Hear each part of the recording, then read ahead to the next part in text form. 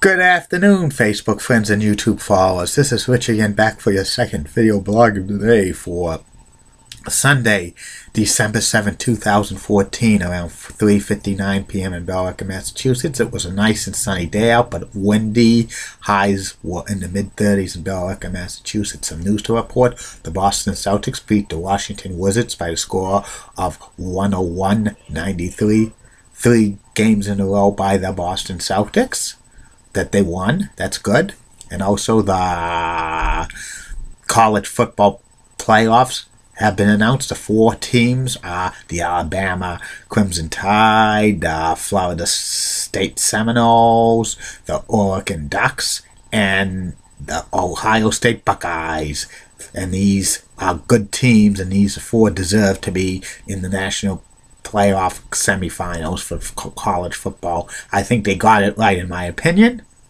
And sad news to report in the world of professional wrestling.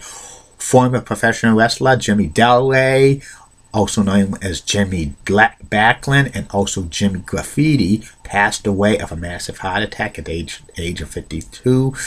Jimmy Delray was famous for being one half of the tag teams, the Heavenly Bodies, with Dr. Tom Pritchard in Smoky Mountain Wrestling, and the WWE. They were managed by James E. Cornette.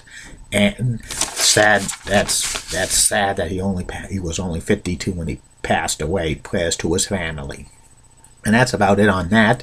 My next subject of today will be a look at a classic television series called Quincy Medical Examiner.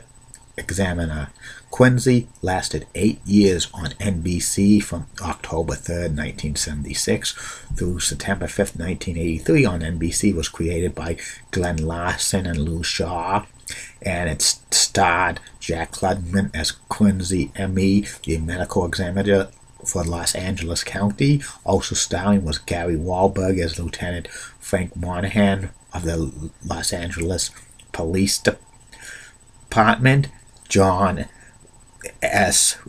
Wagon as Dr. Robert Aston, Val Bersagovsky as Danny Tofio, and Robert Ito as Sam Fujiwami. And the series was about Quincy working on deaths of people of assenting facts and reasons, suspicious deaths. Many of the early season shows on Quincy involve Quincy determining the real murder of a crime and stuff like that. There was a kind of a suspicious death of a person he examined, and he wanted to know what was the cause of the death. And it was like something with kind of a CSI stuff. Before CSI, with all the examiners stepping up, he questions the motive and stuff.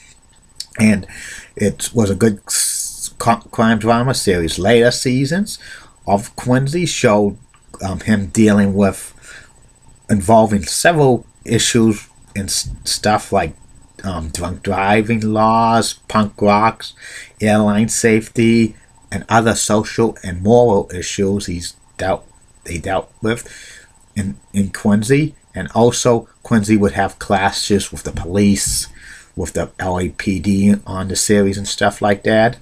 And Quincy was a ladies' man, and he lived on a sailboat, and he always had lady friends over his house and girlfriends. He was once married before, but his wife passed away. But in later seasons, he developed a serious relationship with a doctor, and Dr. Emily Hanover, who was played by Anita Gillette, and they got married towards the end of the 7th season of Quincy and stuff.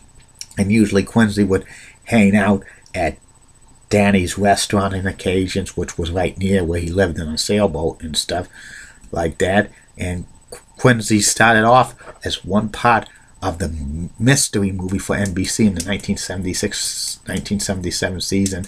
It was a rotating thing with one week Quincy, the next week Columbo, the next week McMillan and White, and the next week McCloud. Quincy was so very popular during the NBC mystery movies.